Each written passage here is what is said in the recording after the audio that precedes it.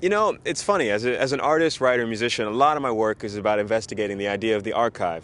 I'd say anybody who's a DJ Spooky fan will recognize I'm really into conceptual issues, and I wanted to think about this idea of structure and pattern and sound.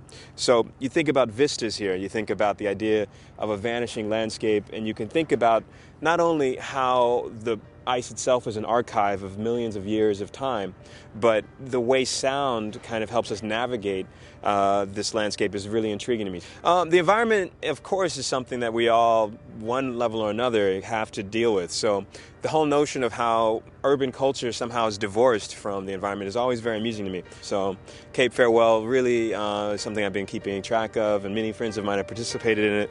And, so we're just sampling the environment, kind of just playing riffs with what can be done.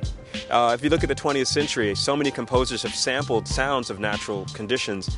I wanted to look more at patterns of air movement, water currents, patterns of the mathematics of how people think of atmospheric density of particles, per million, for the kind of climate change issues. Every moment we've been here has really left a series of traces in how I think about the rhythm of the environment, the patterns of the air, the patterns of the clouds around us. Immediately, as soon as the boat docks, literally, I have a flight with David, back to Toronto. We're going to do a fun nuit blanche, which means, of course, white nights.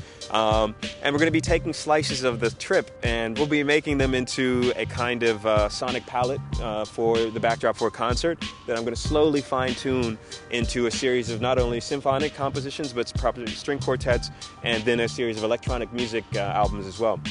It's an art project, it's a sound project, and it's something where I'm not quite sure how the end result will be. And so I'm kind of collecting impressions right now.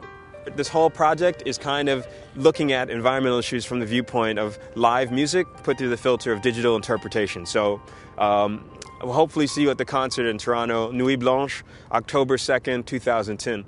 Peace.